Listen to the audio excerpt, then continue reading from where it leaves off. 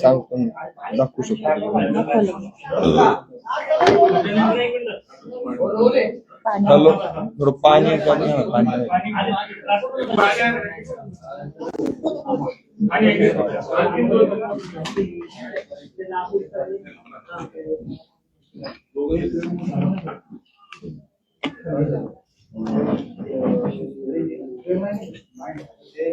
लागेल का सांगा.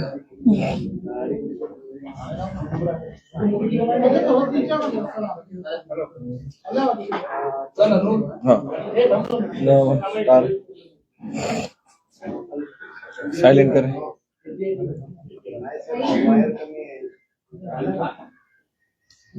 रोल करे काय भूमिका आहे तुमची उमेदवारी राजकीय बदलावानंतर मागे घेतलाय का? आज तो सगळा सगळी प्रोसेस झाली काय ती? मी या सगळ्या प्रक्रियेमध्ये काही गोष्टी थोड्या सांगू इच्छितो.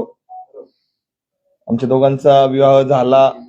दोघांची पक्षीय भूमिका तुम्ही सर्वांनी पाहिली. तुमच्या मीडिया प्रतिनिधींनी अतिशय प्रेम केलेलं आहे या सगळ्या संघर्षामध्ये. माझा संघर्ष 2 व्हीलर पासून इथपर्यंत तुम्ही पाहिलाय. हिचा संघर्ष बाकी महाराष्ट्रातल्या मीडियाने पाहिलाय. परंतु हे तो असं होत असताना आम्ही प्रत्येक जण प्रत्येक भूमिकेशी प्रामाणिक राहिलो. आणि सोशल मीडियाचा बळी जो असतो तो बळी आज माझी पत्नी ठरलेली आहे. ते कसं, तर त्याचे व्हिडिओज मी तुम्हाला देऊ शकतो. जे शब्द माझ्या पत्नीचे नाहीत ते शब्द तिच्या तोंडामध्ये घातले गेले. आदरणीय देवेंद्रजी फडणवीसांविषयी आरक्षण मागतोय, तुमची बायको नाही, असं जे स्टेटमेंट केलं त्याचा ते हिचं नव्हतंच, माझ्या पत्नी पूजा जाधवचं नव्हतं, ते दुसऱ्यांचं होतं, ते दाखवलं गेलं. नंतर पहलगामच्या प्रक्रियेमध्ये जी काय प्रक्रिया केली त्या प्रक्रियेमध्ये त्यांनी चुकीचं केलं हे सगळं ते सांगल. परंतु ह्या सगळ्या प्रक्रियेमध्ये मला एक सांगायचंय की एक कार्यकर्ता म्हणून काय करून देऊ शकतो आणि कार्यकर्त्यांनी ठरवलं तर काय होतं हे या 2026च्या निवडणुकीमधनं मी पुणे शहराला दाखवून दिलेलं आहे. प्रभाग क्रमांक 1 मध्ये तयारी केली. प्रभाग क्रमांक 1 मधल्या माझ्या माता भगिनी, माझे भाऊ या ठिकाणी आलेले आहेत. प्रभाग क्रमांक 1 मध्ये कुठल्याही पक्षाचा सर्वे बघितला तर त्या सर्वेमध्ये आम्ही प्लस होतो. तिथं काय समीकरणं झाली, निष्ठावंताला संधी दिली, आम्ही पक्षाचा निर्णयाचा स्वीकार केला. परंतु ज्या ज्या प्रभाग क्रमांक 1 मधल्या व्यक्तीनं, ज्या माय भगिनीनं, ज्या कार्यकर्त्यांना आमच्या पाठीशी उभे राहिले त्यांची कान धरून माफी मागतो. तुमची इच्छा, त्या प्रभागातलं वातावरण आम्ही बदललं होतं, आम्ही लढणार होतो, आम्ही निवडून येतो. प्रभाग क्रमांक 1च्या वासियांची पहिल्यांदा आम्ही माफी मागतो. त्यानंतर दुसरी माफी मागतो आम्ही. माझ्या शेजारी हा जो बसलेला माझा भाऊ सुभाष चव्हाण दिसतोय, या सुभाष चव्हाणांची आणि आणखीन एक माझ्या भगिनी आहेत आदिती बाबर, त्या भगिनीची, त्याचबरोबर जे इच्छुक होते त्या सगळ्यांची मी माफी मागतो. पक्ष शिखर नेतृत्वानं माझ्या पत्नीला संधी दिली. माझ्या पत्नीला ज्यावेळेस संधी दिली त्यावेळेस तो संघर्ष जो अतितटीचा निवडणुकीच्या कालावधीमध्ये चालला होता, रात्री 2 वाजता उमेदवारी फायनल होती. या भावासाठी आमच्या दोघांची समक्षात मीटिंग झाली. त्यांनी मोठं मन दाखवलं. सकाळी अखेरच्या दिवशी 11:30 वाजता उमेदवारी मिळाली. या भावाने स्वतः फोन करून सांगितलं मी थांबतो, संधी तुम्हाला घ्या म्हणून. कारण की त्या पद्धतीचं वातावरण मी प्रभाग 1 मध्ये केलेल्याचा इम्पॅक्ट 2 मध्ये तयार झाला होता. म्हणून 2 मधले 4 सीट आम्ही काढू शकतो. आणि ते जी सीट आहे, ती जी भूमिका आहे, एका राजकीय पक्षाच्या शहर प्रमुखाचा तो प्रभाग पडतो. त्या ठिकाणी 4हीचं वातावरण फिरलं होतं. त्या ठिकाणी सगळ्या गोष्टी घडल्या होत्या. तिथल्या विरोधकांची पायाखालची बाजू घसरल्यामुळं त्या ठिकाणच्या लोकांनी हे घडवलं. प्रथमतः याच बरोबरीनं आम्ही पॅनलमध्ये आल्यामुळे जो पॅनल स्ट्रॉंग झाला हे वातावरण झालं होतं. आम्ही बाहेर पडल्यामुळं आता तो पॅनल वीक होतोय का असं जे वातावरण झालंय, तर ते माझी पत्नी काय होणार आणि ती पुढे काय करणार हे तिच्या प्रक्रियेमध्ये समजून सांगाल. प्रभाग क्रमांक 1, प्रभाग क्रमांक 2 ज्यांनी ज्यांनी आम्हाला सहकार्य केलं त्यांची मी माफी मागतो. त्याचबरोबर आदरणीय छत्रपती संभाजी महाराज, महाराष्ट्राला अपेक्षा असेल की आज धनंजय जाधव काय बोलणार, धनंजय जाधवला विरोध झाला, या सगळ्या प्रक्रियेत मी तेव्हाही सांगितलं होतं मी छत्रपती संभाजीराजांसोबत आहे. एका घरांमध्ये 2 विचार असू शकतात, एका घरामध्ये 2 भूमिका असू शकतात. माझ्या पत्नीनं भारतीय जनता पार्टीची भूमिका स्वीकारली होती. मी छत्रपती संभाजी महाराजांसोबत होतो. मी आहे, राहील.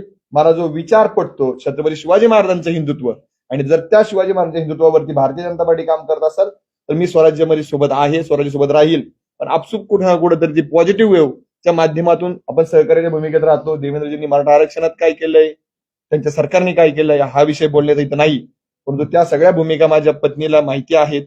संभाजीराजेंनी मला या सगळ्या प्रक्रियेमध्ये जे काय मला त्रास दिला नाही किंवा मला जे काय सामावून घेतलं तिच्यासाठी मी पळत होतो, त्यावेळेस त्यांच्यावर जो काही प्रेशर होता तो त्यांनी सहन केला, मला समजून घेतलं. त्याबद्दल मी त्यांचे आभार मानतो. मी तुमच्याशी प्रामाणिक आहे महाराज साहेब, तुमच्याशी प्रामाणिक राहील. सविस्तर सगळी भूमिका पुढे सांगतील. परंतु संघ प्रक्रियेमध्ये देखील आमच्याविषयी चुकीचे मेसेज गेले. त्या चुकीच्या मेसेज मधले आमच्या खऱ्या प्रतिक्रिया समाजासमोर येण्यामध्ये आमचे बंधू तुषारजी दामगुडे यांनी मोठी भूमिका, त्यांच्या अनेक सहकार्यांनी भूमिका पार पडली. त्याबद्दल मी त्यांचं देखील, आम्ही दोघं नवरा बायको आभार मानतो. तुम्ही खऱ्याच्या पाठीशी राहिलात, त्याचे पुरावे आपल्याकडे आहेत. ती पूजा तिच्या वक्तव्यामध्ये सांगल. थँक्यू सर्वांची, कार्यकर्त्यांची मी माफी मागतो. हा लढा असाच चालू राहील. तुम्ही जे ताईच्या पाठीमागे राहणार, जे ताईच्या राहतील, जे माझ्यासोबत आहेत ते माझ्यासोबत राहतील. ताई, आजचा दिवस माझ्यासाठी खूप अवघड दिवस आहे. मला हे सगळं बोलत असताना माझा मागच्या 10-12 वर्षाचा संघर्ष आठवतोय. मी बीड जिल्ह्यातल्या गेवराई तालुक्यातल्या गोदाकाठच्या निरगाव या अत्यंत छोट्या गावामध्ये जन्मलेली मुलगी होते. माझ्या कुटुंबाला कुठलीही राजकीय पार्श्वभूमी नाही. माझे वडील साधे ग्रामपंचायतचे सदस्य सुद्धा नाही. पण मी जे शेतकऱ्यांसाठी काम करत होते त्याच्यामुळे मला वयाच्या 21व्या वर्षी पंचायत समिती सदस्य म्हणून त्या ठिकाणी निवडून दिलं गेलं. आणि मला शेतकऱ्यांच्या वेदना कळल्या, कारण की मी शेतकऱ्याच्या पोटची होते म्हणून. त्यानंतर मी शेतकऱ्यांसाठी अनेक आंदोलने केले. माझ्या वयामधल्या सगळ्याच मुली असतील ज्या वयामध्ये नटत फुटत असतात, त्या वयामध्ये मी हे सगळं बाजूला ठेवलं. सकाळी एकदा आयुष्यामध्ये आरशात पाहिलं की दुसऱ्या दिवशीपर्यंत मी आरशात सुद्धा पाहायचे नाही. पण शेतकऱ्यांसाठी मी माझं आयुष्य झोकून दिलं. आणि ऐन तारुण्यामध्ये 5 गुन्हे माझ्यावर अंगावर दाखल झाले. आणि खूप कमी वयामध्ये मला न्यायालयाची पायरी चढावं लागली. हे प्रत्येक कार्यकर्त्यांच्या आयुष्यात होत नाही. मी हे सगळं जगत असताना आणि संघर्ष करत असताना अनेक कार्यकर्ते पाहिलेत की ज्यांना मोठं होता येत नाही, पदापर्यंत जाता येत नाही, निवडणुकीच्या यंत्रणेमध्ये काम करता येत नाही. पण मी नेहमीच महिलांचा, शेतकऱ्यांचा, शेतमजुरांचा आवाज बुलंद करण्याचं काम केलं. माझ्या खूप कमी वयामध्ये मी पोलिसांच्या लाटाकाटा खाल्ल्या. अक्षरशः मी ज्यावेळेस माझ्यावर गुन्हे दाखल व्हायचे त्यावेळेस मी पोलीस स्टेशनला 5-5 तास 2-2 दिवस मी संडास बाथरूमच्या बाहेर झोपलेली आहे. आणि अनेक वेळा न्यायालयामध्ये ज्यावेळेस आपण शेतकरी गुन्ह्यावर काम करतो तर त्यावेळेस ते वकिलाचे पैसे भरण्यासाठी, न्यायालयाचे पैसे भरण्यासाठी सुद्धा माझ्या खिशेमध्ये पैसे नसायचे. पण अशा परिस्थितीमध्ये त्यांचा आवाज बुलंद केला. माझ्या गेवराई तालुक्यातल्या कार्यकर्त्यांनी कधी माझ्याकडून वडापावची सुद्धा अपेक्षा केली नाही. मी बिनलग्नाची मुलगी होते. राजकारण घाणेरडं असतं असं म्हणतात, पण माझ्या बापाने एवढं मोठं दगड काळीच करून एवढ्या राजकारणामध्ये मला घातलं. पण मी सुद्धा तशी वागले आणि संघर्ष करत राहते. पुढे छत्रपती संभाजीराजांच्या आशीर्वादानं मराठा क्रांती मोर्चामध्ये आम्ही काम करत असताना संभाजीराजांनी आम्हाला एकत्रित आणलं आणि त्या ठिकाणी आमचं लग्न झालं. लग्नानंतर सुद्धा एकही दिवस नवीन नवरी म्हणून मी राहिले नाही. मी दुसऱ्या दिवशी प्रभागाच्या बाहेर पडले, त्यांच्या लोकांसाठी काम करायला लागले. पण हे सगळं करत असताना माझ्याकडून चुका होतात. माझ्या आयुष्यामध्ये माझं पूर्ण आयुष्य शेतकरी विरुद्ध कारखानदार यांच्या संघर्षामध्ये गेलेलं आहे. आणि आज इथं मी खेड्यातली मुलगी शहरात आल्यानंतर 360 डिग्रीमध्ये माझं आयुष्य पूर्ण चेंज झालेलं आहे.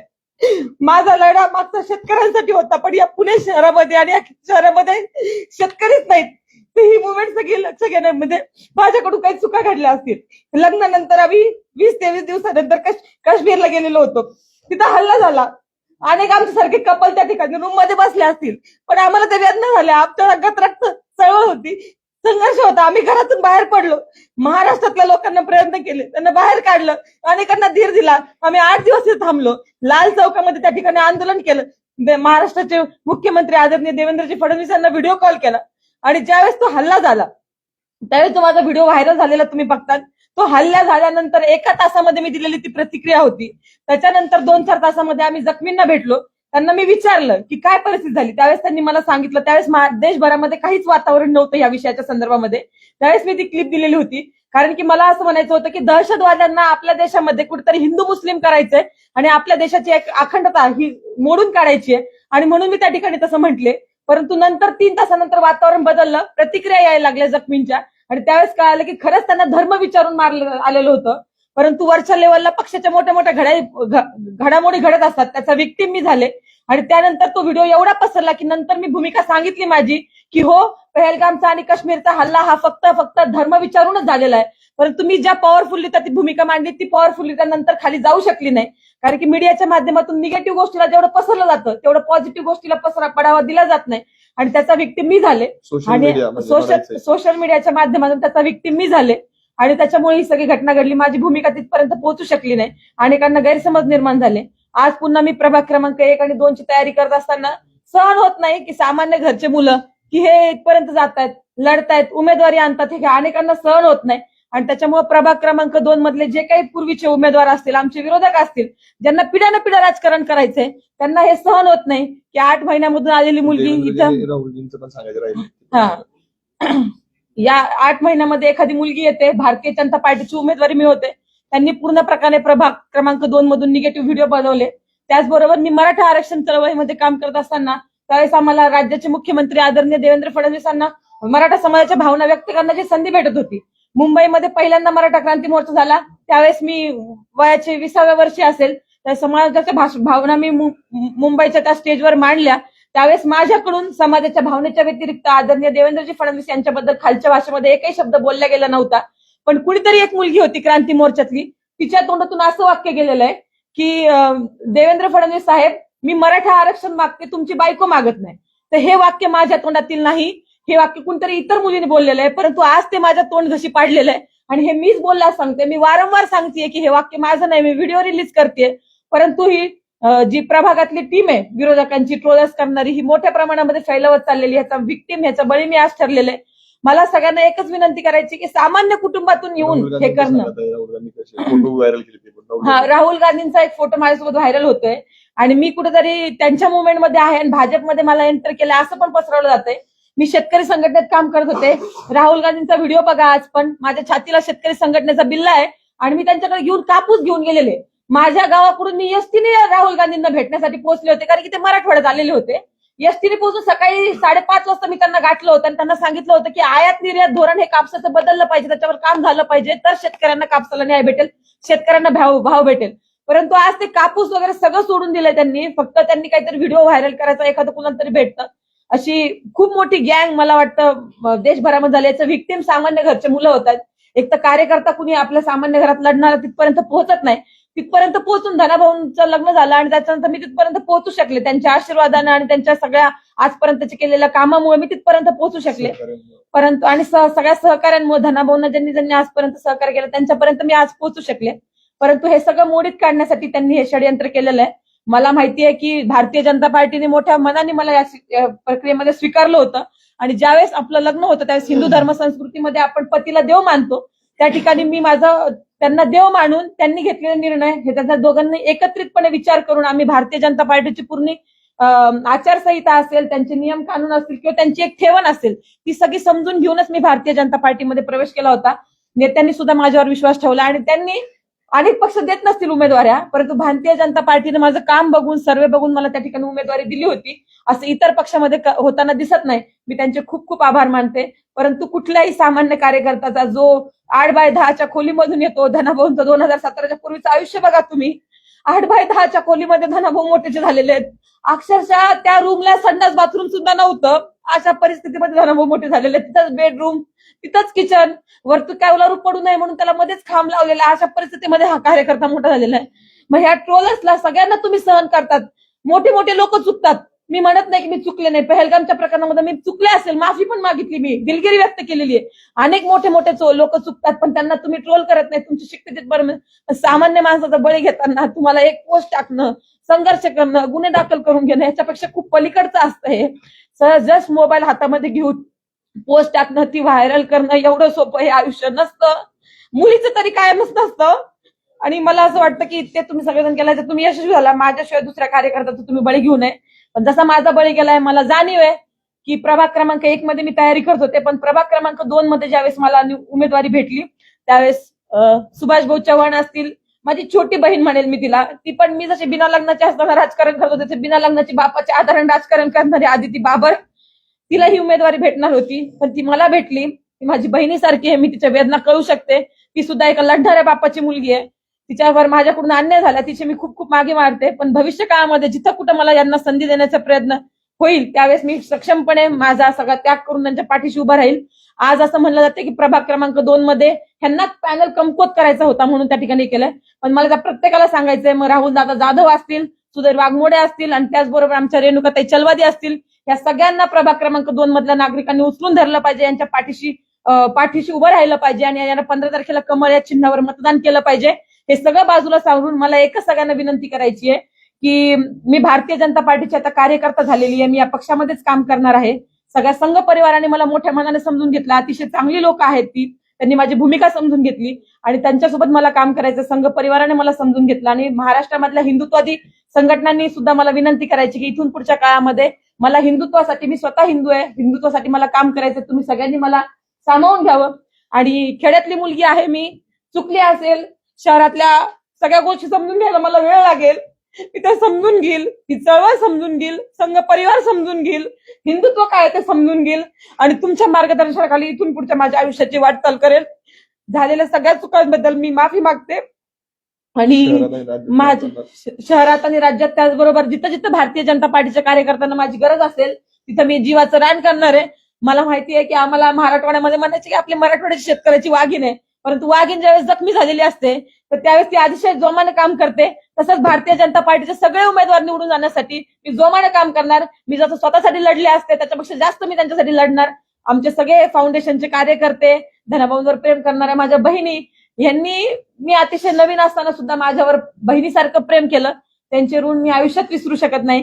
मीडिया बंधू, माझ्या पाठीमागे आतापर्यंत आयुष्यात अनेक वेळा तुम्ही उभा राहिल्यात, त्याच्याबद्दल मी तुमचे चरण धरते, तुमचे आभार मानते. भविष्य काळामध्ये सुद्धा तुम्ही या पुण्याच्या शहरामध्ये, मोठ्या शहरामध्ये जे कधी पाहिलं नव्हतं आपण शहर, त्याच्यामध्ये तुम्ही मला सामावून घ्याल, त्याबद्दल खूप आभार मानते.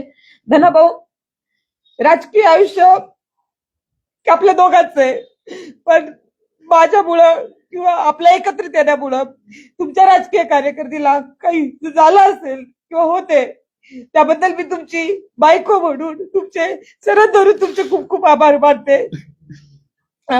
तुमचे लढणारे कधी रडत नाहीत. आयुष्यात मी तुला सांगितलंय रडायचं नाही, लढायचं. तर माझी माफी मागण्यापेक्षा पक्षनेतृत्वाला तुझ्यामुळे जो काही त्रास झाला असेल त्यांची माफी मागणं उचित वाटतं आणि तू त्यांच्यासाठी तुझा घेतलेला पुढचा लढा तुला पण एक पती कसा असावा, म्हणजे अनेक वेळा राजकारणात महिला आहेत, पती पुढे राजकारण करतो, महिला मागे राहते. पण धनाभाऊ विषयी सांगायचंय मला की त्यांनी कधी पण स्वतः मागे राहिले आणि तू आरक्षणावर महिलांचं लढतीये ना, तर तू समोर फ्रंट आली पाहिजे, ज्यांच्यासोबत काम केलं पाहिजे, त्यांच्या प्रश्नाला तू भिडली पाहिजे. आरक्षणातली बाहुली म्हणून त्यांनी माझा कधीच वापर केला नाही किंवा त्यांचा पुरुषार्थ कधी त्याच्यामध्ये आडवा आला नाही. त्यांचे चरण धरते मी. एकच राहिलाय फक्त एक मुद्दा, एकच राहिला एक मुद्दा. महाराष्ट्रभरातनं आमच्या प्रगतीवरती, आमच्या सामाजिक कामावरती अनेकांनी वेगळ्या प्रतिक्रियेनं गेले 6 महिने माझ्या प्रभाग क्रमांक 1 मधल्या राजकीय विरोधकांना याच पत्रकार संघाच्या प्रेमायसेस मध्ये एक कुरघोडी केली. या ठिकाणी त्यांनी चुकीच्या पद्धतीने माझ्याविषयी नरेटिव्ह पसरवला. त्या व्यक्तीपासून तर माझ्यासोबत आजवर मैत्री म्हणून केलेल्या माझ्या मित्रांनी अनेकांनी सहकार्य केलं. अनेक काही मित्र माझ्यापासून दुरावून राजकारणाच्या प्रतिष्ठेपायी त्यांनी वेगळी भूमिका घेतली. त्या सगळ्यांना, त्यांच्या कुटुंबियांना माझा सल्ला आहे, राजकारणामध्ये स्वकर्तृत्वानं कष्टानं पुढे यायचं असतं. कोणाला तरी मिळालेलं हिरावून घेण्यासाठी, कोणाला तरी मिळतंय म्हणून त्यांना बदनाम करण्यासाठी, कोणाची सुपारी घेऊन किंवा गट्स नसताना राजकारणामध्ये पुढे येऊन कोणाला संपवण्याचा प्रयत्न करू नका. थोड्या वेळासाठी आज झोपताना तुम्ही आनंदी झोपाल, परंतु ईश्वर नियती जर असेल तरी तुम्हाला माफ करणार नाही. प्रभाग क्रमांक 1 असो, प्रभाग क्रमांक 2 असो, माझ्यासोबत राहिलेले सगळ्यांचे आभार. ज्यांनी 8 महिन्यामध्ये काय माझे केले या पत्रकार संघातल्या सगळ्या लोकांना माहितीये. तुमच्यामध्ये माझ्याविषयी रोष निर्माण झाला असेल, तुमची परत माफी मागतो. परंतु माझ्या बाबतीत जे घडलं ते कोणाच्या बाबतीत घडवण्यामध्ये समर्थन देऊ नका. ज्या 1 मधल्या व्यक्तीनं हे केलं त्याला 1 मधल्या लोकांनी पाडावं आणि 2 मधल्या लोकांनी पण केलं त्यांनाही पाडावं आणि 8च्या 8 कमळ त्या 2 प्रभागांमध्ये उमलावेत ही अपेक्षा व्यक्त करतो. जे चुकलेत त्या 2 महिन्यात त्या मित्रांना देखील सल्ला आहे, ज्यांनी मदत केली त्यांनाही सल्ला आहे, मी तुमचाच आहे. मी तुम्हाला कधी दुजा भावाची वागणूक देणार नाही. पण परत काम करा आणि संधी मागा, कोणाच्या पाठीत खंजीर खुपसू नका. आता काय आहे आता तुम्ही लढणार आहात की नाही अर्ज आम्ही लढणार नाही आहोत. आता पूर्णपणे मी प्रभाग क्रमांक 1 मध्ये 4 उमेदवारी अर्ज दाखल केले होते. त्याच्यामध्ये एक अर्ज हा धनाभाऊंचा होता, 3 माझे होते. आम्ही प्रयत्न करत होतो, परंतु नंतर शेवटच्या टप्प्यामध्ये आम्ही प्रभाग क्रमांक 2 साठी अर्ज भरला. ते सगळे अर्ज आम्ही आता मागे घेतलेले आहे. पुणे महानगरपालिकेच्या निवडणुकीमध्ये आम्ही कुठेही उमेदवार नसणार आहोत आणि त्यामुळे आम्ही भारतीय जनता पार्टीचे जे उमेदवार पक्ष जशी जबाबदारी दिली तिथं निवडून आणण्यासाठी प्रयत्न करणार आहोत. विशेष जबाबदारी प्रभाग क्रमांक 1 आणि 2 ची आमच्यावर असणार आहे. ह्या देशातलं हिंदुत्व टिकवण्यासाठी नरेंद्रजी मोदींनी जे प्रयत्न केलेले आहेत आणि मराठा आरक्षणासाठी देवेंद्र फडणवीसांनी जे प्रयत्न केलेले आहेत त्या साहेबांचे आदेश मानून मी भविष्य काळामध्ये हिंदुत्वासाठी काम करणार आहे आणि भारतीय जनता पार्टीच्या कोर टीम मध्ये येऊन काम करणार आहे. जर भारतीय जनता पार्टीकडून कुठलाही दबाव वापरला गेला नाही, कारण खरं तर दबाव तर त्यांना असता किंवा पहिला त्यांनी उमेदवारीच मला दिली नसती. हा सर्वस्वी निर्णय माझा होता. मी घेतलेल्या भूमिकेमुळे काही पक्षाच्या जागांवर अडचण निर्माण होते की काय असा प्रश्न निर्माण झाला होता. मला असं वाटतं की मी एकटी निवडून येण्यापेक्षा भारतीय जनता पार्टीचे अनेक लोक त्या ठिकाणी सभागृहामध्ये बसणं मला गरजेचं वाटलं आणि त्याच्यामुळे स्वतः जबाबदारी स्वीकारून माझ्या मागच्या आयुष्याची जबाबदारी स्वतः मी स्वीकारली आहे आणि मी त्याग करण्याचं ठरवलेलं आहे आणि मी त्याग करेल. मी तरुण आहे आणि याच्यामध्ये काही दिवस काळ जातील पण माझी त्याच्यासाठी तयारी आहे.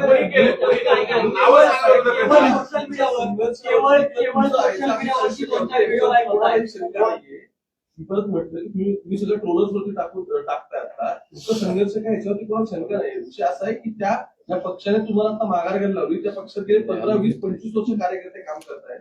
ज्यावेळी त्यांना तिकीट मिळत नाही आणि 1-1.5 वर्षापूर्वी पक्षामध्ये आलेल्या व्यक्ती तिकीट मिळतं त्याचा रोष दिसतो, हा मूळ मुद्दा आहे. नाही, खरं तर भारतीय जनता पार्टीने ही आपल्याला उमेदवारी दिली होती. त्याच्यानंतर सर्वस्वी निर्णय हा माझ्यावर होता की काय करायचं काय नाही. तो आम्ही कुटुंबाने एकत्रित बसून आणि मला वाटतं कुटुंबाने नाही घेतला, आम्ही दोघांनी तो निर्णय घेतला. त्याच्यामध्ये कुठल्याही प्रकारचा दबाव आमच्यावर नव्हता. भारतीय जनता पार्टीने लढण्यासाठी आणि तो पॅनल स्ट्रॉंग होण्यासाठीच आम्हाला उमेदवारी दिलेली होती. त्याच्यामुळे त्यांच्यावर कुठलाही रोष नाही, दबाव नाही. परंतु मी त्यांचे खूप आभार मानते की 41 जणांचे तिकीट चांगल्या लोकांचे त्या ठिकाणी कापले गेलेले आहेत. तरी पण भारतीय जनता पार्टीने आमच्या कामावर विश्वास ठेवला, आमच्या दोघांवर विश्वास ठेवला. त्यांचे आभार आहेत आणि ते आभार मी आयुष्यभर विसरू शकत नाही. त्यांचे खूप खूप आभार. सोशल मीडियावरती 2-4 व्हिडिओ व्हायरल होत आहेत किंवा एखादा नेरेटिव्ह सेट केला जातोय असं तुमचं म्हणणं आहे आणि त्यामुळे तुम्ही उमेदवारी मागे घेताय. कदाचित मतदानरूपी मतदारांनी वेगळा कौल दिला असता, सोशल मीडियावरच्या गोष्टी वेगळ्या असतील आणि मतदान करताना लोक विचार वेगळा करत असतील. इतकी घाईघाईनी उमेदवारी अर्ज का मागे घेऊ वाटला तुम्हाला? नाही, खरं तर हा जो निर्णय होता तो मला का घ्यावा वाटला, कारण की प्रभाग क्रमांक 2 मध्ये तशी कंडिशन नव्हती. मी निवडून येणार होते, आमचे 4ही सीट निवडून येणार होते. प्रभाग क्रमांक 1 मध्ये सुद्धा तशी कंडिशन होती. परंतु आज आपण बघतोय की नरेंद्रजी मोदी जे निवडून आले देशामध्ये त्याच्यामध्ये सोशल मीडियाचा मोठा प्रभाव होता. आजची तरुण पिढी ही सोशल मीडियावर खूप भाळलेली आहे आणि तिथं वातावरण असं निर्माण होत होतं की हिंदुत्वाला कुठेतरी डॅमेज करण्यासाठी यांना घेतलंय का आणि ज्या एजेंड्यावर भारतीय जनता पार्टी लढते तोच एजेंडा जर आपण तिथं धक्का लावणार असेल, तो धक्का माझ्याकडून तर लागणार असेल, तर असा डाग पक्षामध्ये प्रवेश करत असताना आणि वर्षाच्या पहिल्या दिवशी माझ्यावर नको होता मला आणि म्हणून मी हा निर्णय घेतलेला आहे. देवेंद्र फडणवीसांशी काही बोलणं झालं का तुमचं? कारण तुम्ही पक्षश्रेष्ठींनी कुठलाही दबाव आणला नाही म्हणताय. अर्ज मागं घेणं खूप मोठा निर्णय. मी 65 जणांना उमेदवारी दिली त्यातला तुम्ही अतिशय काही बोलणं झालं का वरिष्ठांशी काही बोलणं? मी अतिशय मोठ्या मनानं सांगतो, जरी पक्षीय प्रक्रिया वेगळी असली तरी तुम्हाला सर्वांना सर्वश्रुत आहे. आमच्या विवाहाला देवेंद्रजी होते, आमच्या विवाहाला शरदचंद्रजी पवार होते, आमच्या विवाहाला विरोधी पक्षनेते दानवे साहेब होते आणि असंख्य मंत्री होते. हे सांगायचं कारण असं की माझे अनेक राजकीय नेते मंडळींसोबत चांगले संपर्क आहेत. हा निर्णय होत असताना ज्यावेळी ती मुवमेंट अतिशय मोठ्या प्रमाणात वाढली तेव्हा पक्ष नेतृत्वाला जर त्रास होत असेल, पक्ष डॅमेज होत असेल, तर या पुण्यनगरीचं चांगलं काम करणारं नेतृत्व म्हणजे आदरणीय मुरलीधर मोहोळ असतील, आमच्या वडगाव श्री विधानसभा मतदारसंघाचे जगदीशजी मोळीक असतील, त्याचबरोबर मंगेशदादा गोळे आमच्या त्या भागात काम करतात ते आहेत, शहर नेतृत्व अध्यक्ष सगळी मंडळी आहेत आणि देवेंद्रजी आहेत. या सगळ्या लोकांना स्वयंप्रेरणेनं आम्ही सांगितलं की आज रोजी तशा पद्धतीचा मेसेज माझ्याकडे आहे. ताईचं म्हणणं आहे पार्टी फर्स्ट, आम्ही थांबतो. माझा मोबाईल आता माझ्याकडे नाही. पार्टी फर्स्ट ती म्हणतीये. देवेंद्रजी तुमच्या चेहऱ्याला आमच्यामुळे जर डाग लागत असेल, टॅग करणाऱ्या व्यक्तींना ते देवेंद्रजी आणि मुरलीधर मोहोळ या 2 लोकांनी निर्णय घेतला का म्हणून त्यांना टार्गेट केलं परंतु आमचा निर्णय, जसं मला त्या दादांनी विचारलं की अनेकांची उमेदवारी कापल्या आणि तुम्हाला काय मिळाली, सर्व्हेमध्ये आमचं नाव होतं. सर्व्हेनुसार आम्ही भारतीय जनता पार्टीचे विचार स्वीकारले होते. आम्ही त्या भागामध्ये केलेलं हिंदुत्वाचं काम, अनेक यज्ञ महायज्ञांपासून तर लोकविकासाची कामं, 5 कोटींचा विकास निधी, पुण्यातला एकमेव उमेदवार असेल किंवा महाराष्ट्रातला एकमेव उमेदवार असेल, निवडणुकीच्या आधी 5 कोटींची विकास कामं या प्रभाग क्रमांक 1 ला मिळालेली आहेत. मित्रांनो, हे 5 कोटीची विकास कामं आणत असताना मला याच शासनाचं सहकार्य झालं होतं. त्यामुळे मी प्रभागामध्ये निवडून येण्याच्या क्रायटेरियामध्ये का आलो, काही निवडून येण्याच्या क्रायटेरियामध्ये का आली, विकास कामं केली म्हणून, आणि ते शासनाचं बजेट होतं. एवढी मदत जर शासन आम्हाला निवडून येण्याच्या क्रायटेरियामध्ये येण्यासाठी करतंय, तर आम्ही स्वयंस्फूर्तीने त्यांना संपर्क केला. आम्ही त्यांना सांगितलं, आजही त्यांनी तुझ्या चुकीचा व्हिडिओ व्हायरल करतात, ते चुकीचं घडतंय हे मला माहितीये, तुम्ही निर्णय घ्याल तो आम्हाला मान्य असेल, असं पक्ष नेतृत्वाने सांगितलं. पण स्वतः मी एक पत्नी कशी असावी, दुसऱ्यांवर अन्याय होऊ नये म्हणून माघार काय घ्यावी, ते या वाघिणीने दाखवलंय. मी माझ्या वतीनं, माझ्या मित्रांच्या वतीने तिचा आभार व्यक्त करतो, आणि आम्हाला कोणी दबाव टाकला मुद्दा नाही. असा आहे पूजा आणि धनंजय, तुम्ही एकटे नाहीत, परस्पर विरोधी भूमिकेतनं दुसऱ्या पक्षात गेला. यापूर्वी अनेक लोकांनी वेगळी राजकीय भूमिका असतानाही भाजपमध्ये आल्यानंतर त्यांचं पुनर्वसन व्यवस्थित झाले. तुम्हाला दोघांनाच का टार्गेट केलेलं आहे, याच्यामध्ये कोण आहे, तुम्ही नावं घेऊन सांगा. भाजपच्या अनेक अंतर्गत प्रयत्न झाले, त्यांना काय टार्गेट केलं? बघा, मी स्पष्ट सांगतो, मी आता काल मी तक्रार केली, उत्तर देतो तुमचं. मी काल तक्रार केलेली आहे, मला प्रश्न कळाला, मी काल तक्रार केलेली आहे. पूर्णपणे प्रभाग क्रमांक 2 मध्ये fake narrative, fake media agency लावलेल्या आहेत.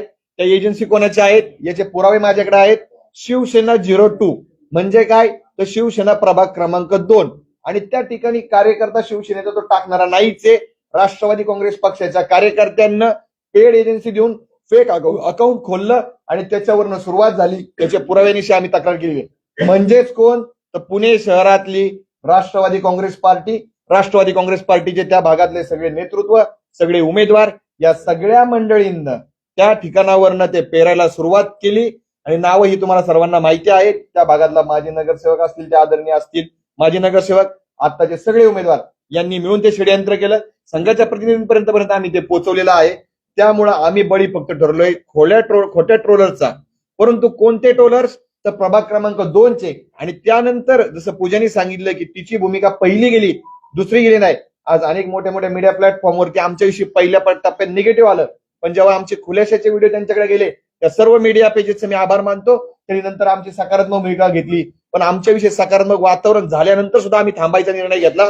तो म्हणजे एका चेहऱ्यामुळं, एका नगरसेवक पदासाठी भारतीय जनता पार्टी सारख्या पक्षाला जर आमच्यामुळे वेदना होणार असतील, देवेंद्रजींना वेदना होणार असतील, मुरलीधर मोहोळांना वेदना होणार असतील, या सगळ्या गोष्टी झाल्यानंतर आज देखील ते आमच्यासोबत राहिले होते. आम्ही स्वयंस्फूर्तीने निर्णय घेतलाय, आणि तसा SMS माझ्या मोबाईलमध्ये आहे, मी तुम्हाला ते दाखवू शकतो. पण त्या खासगी गोष्टी आहेत आमच्या, त्यामुळे तुम्ही तेवढ्या गोष्टी ओपन करा असं विनंती करू नये. त्यामुळं तुम्हाला आणखीन काय विचारायचं विचारा. फक्त 2 अजित पवार राष्ट्रवादी. आम्ही खरं तर तुमच्या भावनेचा आदर करतो, पण तुम्ही असं म्हणतात की प्रस्थापित जे नेते आहेत त्यांचा मी बळी ठरलो. दुसरी गोष्ट म्हणजे आताच तुम्ही 8 महिन्यापूर्वी भाजपामध्ये प्रवेश केला, पूजा ताईंनी. निवडणूक होण्याच्या पूर्वी तुम्ही खरं तर 5,000 किलो मटण वाटलेलं होतं. त्या मटणाच्या जे पोस्टर लिहिलं, त्या पोस्टरवर एकीकडे मुरलीधर मोहोळचा फोटो होता, त्यामुळे दुसरीकडे तुमचा फोटो होता. म्हणजे तुमच्या घरामध्ये 2 मतप्रवाह आहेत. आता तुम्ही म्हणतायत की मी स्वराज्य संघटनेसोबत आहे. नक्की तुम्ही स्वराज्य संघटनेसोबत आहात? मला अपेक्षित होता हा प्रश्न येणं, आणि हे जे राजकारण तेव्हा पण घडलं ते याच गोष्टीमुळे घडलं. तुम्हाला सर्वांना माहिती असेल, आमच्या भागातले, त्याचबरोबर पुणे शहराचे राष्ट्रवादी काँग्रेसचे शहर प्रमुख सुनील टिंगरे यांचा आखाड मेळावा हा अनेक वर्षांपासून पुणे शहरामध्ये चर्चेत असतो. लाखो रुपयांचा खर्च त्या आखाड मेळाव्याला होतो, आणि आखाड मेळाव्याला खर्च होत असताना माझी तेवढी कॅपॅसिटी नाही, पण स्पर्धा माझी त्या प्रभागामध्ये आहे. लाखो रुपये ते खर्च करू शकतात. त्या ठिकाणी चेहरे पाहून इन्व्हिटेशन दिलं जातं. त्यावेळेस मुंबईत मी असं म्हणू शकत नाही, पण अनेक चॅनलनी माझी व्हिडिओ केली होती, त्यात मी स्पष्ट मांडलं होतं, एका ठिकाणी लाखो करोड रुपये खर्च करून जर मेळावे होऊ शकतात, मटणावळी धाडल्या जाऊ शकतात, तर माझ्यासारखा छोटा कार्यकर्ता काय करू शकतो? झोपडपट्टीतल्या ज्यांना मटण मिळत नाही, चिकन मिळत नाही, त्यांना मी वाटलं. हो, त्या दिवशी माझी एक चूक झाली. पालखी मार्ग परतीचा ती पालखी सोहळा येणार होता, ती चूक झाली, त्याच्याविषयी मी दिलगिरी टाकली. परंतु मी चिकन का वाटलं, थांबवलं आम्ही.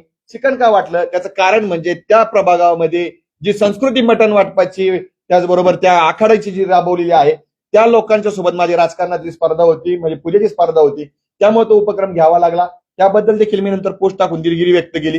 हे सगळं मूळ कारण जे जातंय मला चिकन का वाटावं लागलं तर हे मटणावळी घालतात म्हणून मला चिकन वाटावं लागलं. आणि त्यावेळी देखील मला वेगळ्या पद्धतीने ट्रोल केला गेला. परंतु अनेक मीडिया बांधवांनी माझ्या बाबतीमध्ये तिथं येऊन ज्यावेळेस सर्वेक्षण केलं त्यावेळेस माझी भूमिका खरी वाटली म्हणून लोकांनी मला ट्रोल केलं. पण ज्यांना खरं माहिती त्यांनी ट्रोल केलं नाही.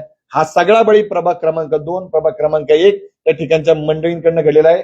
एक मधली मंडळी म्हणजे कोण तर त्या ठिकाणचा राष्ट्रवादीचे आत्ताचे नगरसेवक जे माझ्या विरोधात याच पत्रकार संघामध्ये एका व्यक्तीला येऊन याच पत्रकार संघाचं भाडं म्हणजे जे बिल असतं ते भरलेलं त्या व्यक्तीने त्या खिशातल्या पैशाने त्या एका व्यक्तीने याचं बिल भरलं.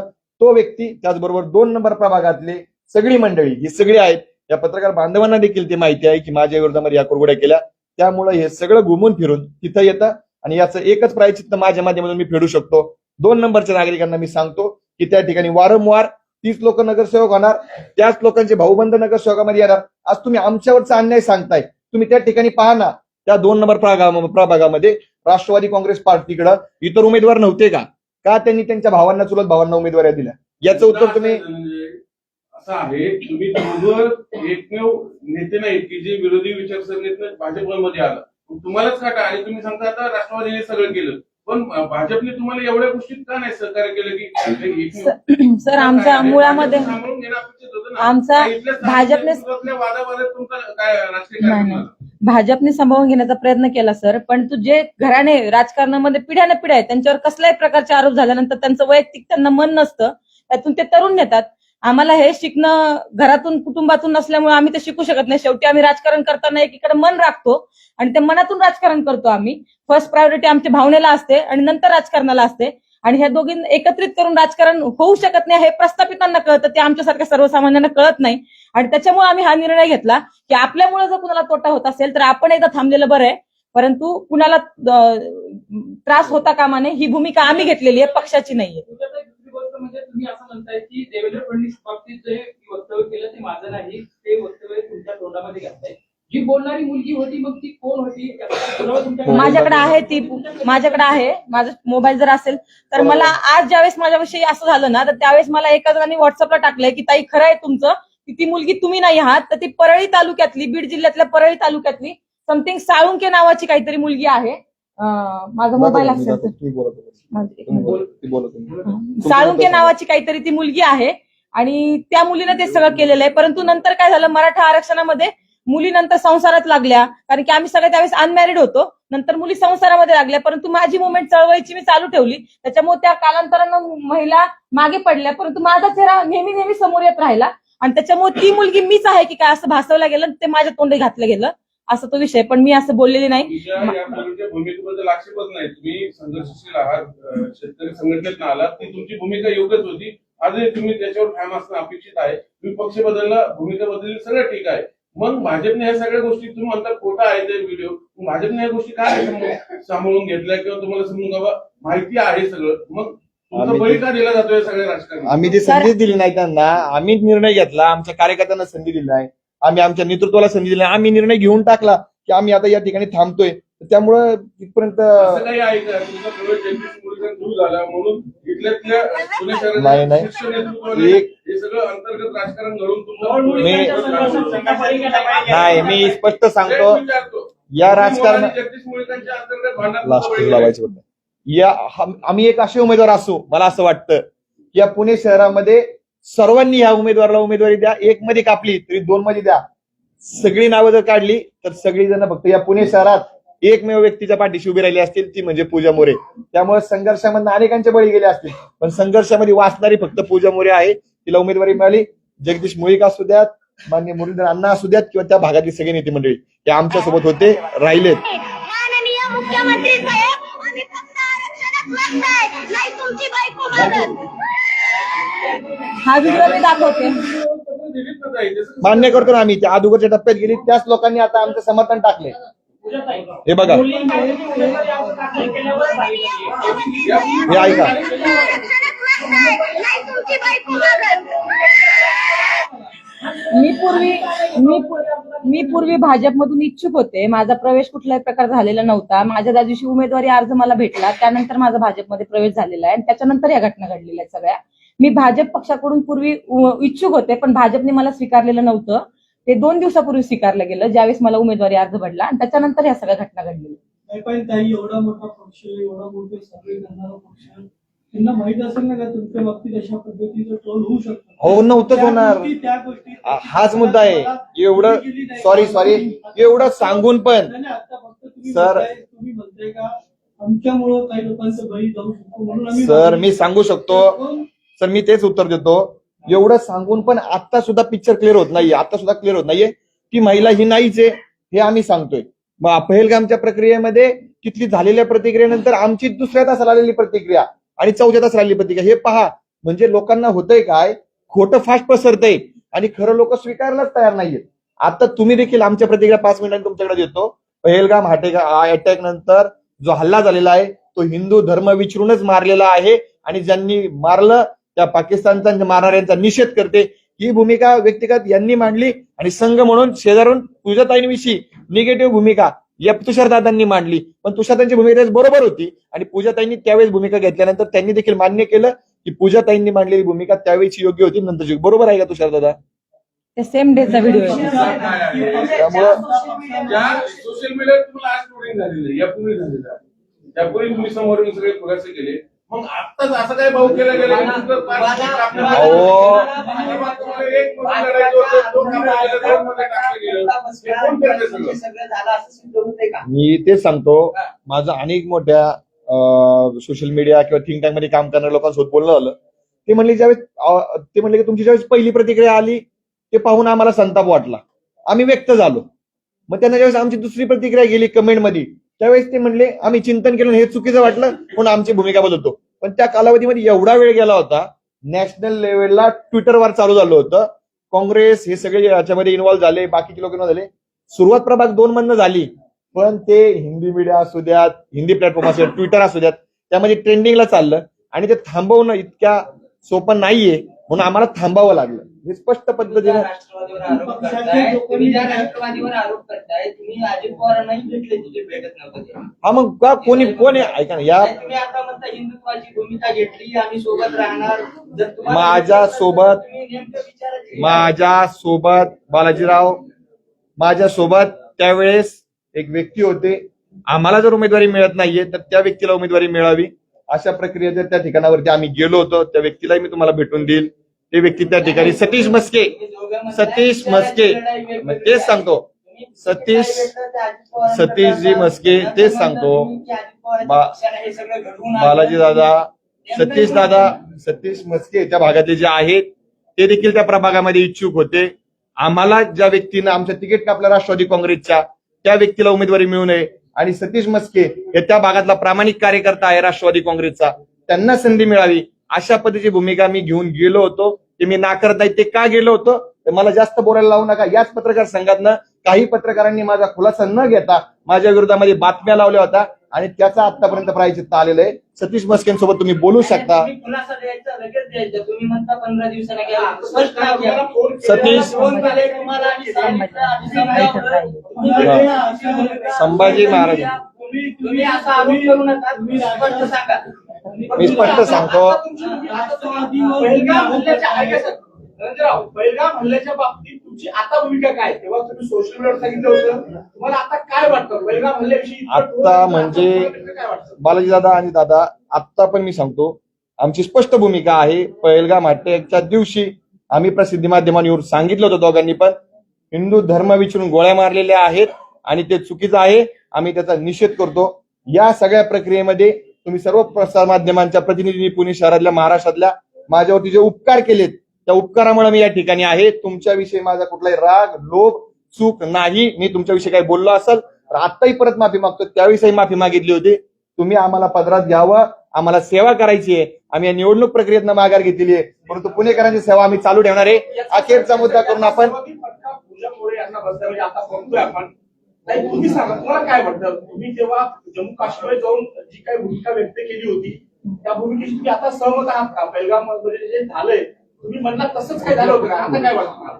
नाही, त्यावेळेसच मी माझी भूमिका स्पष्ट केली होती की जो दहशतवादी हल्ला झालाय पहलगामचा तर तो फक्त आणि फक्त धर्म विचारूनच झालेला आहे.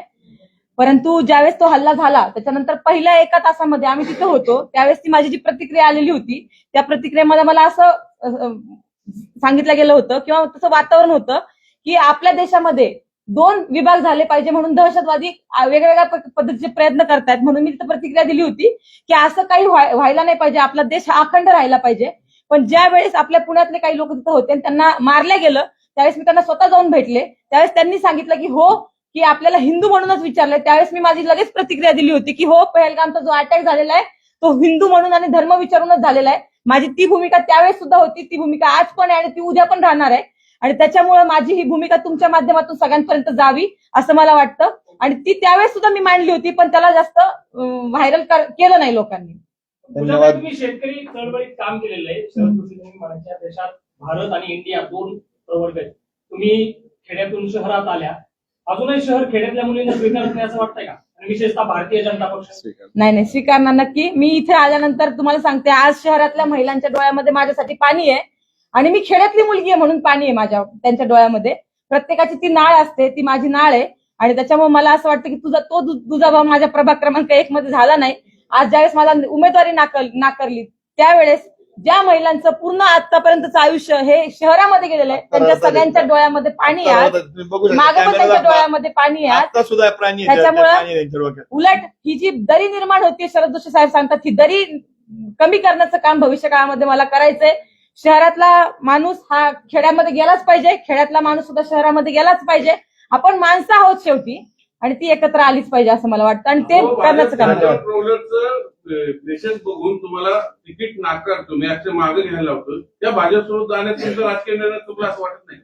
आम्हाला आम्ही एवढ्या वेळेस सांगतोय, आम्ही निर्णय आम्ही घेतलाय, भाजपने उमेदवारी दिली, आमच्या अर्धवट भूमिका गेल्यात, त्यानंतर हे झालंय. त्यामुळं आता आमचे बरेच सगळे मुद्दे वारंवार आम्ही पूर्ण केलेले आहेत. तुम्ही जे सहकार्य केल्याबद्दल धन्यवाद, आभार व्यक्त करतो. 2014 मध्ये भारतीय जनता पक्षाने ट्रोलरची गँग ही सगळी बाजारात उतरवली होती. त्याच ट्रोलर गँगचा बळी भारतीय जनता पक्षाला बसलाय का? आणि नाही, बळी नाही. भारतीय जनता पार्टीचे जे काही सर्व सीट निवडून येणार होते त्याच्यापेक्षा जास्त येतील आणि त्याच भारतीय जनता पार्टीसाठी पूजा ही पुणे शहरात सगळीकडे काम करताना दिसेल. धन्यवाद. विकासाचं धोरण काय असणार आहे? तुमच्याकडे पद नसणार आहे, नगरसेवक पद नसणार आहे, बाकीचं काही नसणार आहे. पक्षाचं निवडणुकीतून तुम्ही माघार घेतली आहे. आता विकासाचं धोरण काय असणार आहे तुमचं? लढताना 2 प्रकारे आपण लढू शकतो. विकासात्मक सभागृहामध्ये जाऊन लढाई लढू शकतो आणि नाहीतर जनसामान्यामध्ये जाऊन त्यांचे प्रश्न आपण मांडत राहू शकतो. त्याचे विविध माध्यम आहेत. प्रत्येकच लढणारा कार्यकर्ता काही सभागृहात जातो अशी काही गोष्ट नाहीये, परंतु तो त्याच्या पद्धतीने लढत राहतो. तर आमच्या असणाऱ्या अंतर्भूत कौशल्याचा वापर करून आम्ही तिथल्या जनतेला न्याय देण्याचा प्रयत्न करू. मग ती लढाई एक वेळेस रस्त्यावरची असेल तर रस्त्यावरची लढू, ती सभागृहातली असेल तर सभागृहातून आमचा पिंड आम्ही सोडणार नाही. आणि 5 कोटी निवडून येण्याच्या आधी नाही शब्द वगैरे 5 कोटी बजेट आम्ही निवडून येण्याच्या आधी आणलं होतं. प्रभाग 1 आणि प्रभाग 2 मध्ये मिळून 10 कोटी पुढच्या पंचवार्षिकला नगरसेवक झालो नाही तरी पहिल्या वर्षात आणू, हा शब्द या ठिकाणी देतो आणि थांबतो. धन्यवाद. जय हिंद, जय महाराष्ट्र.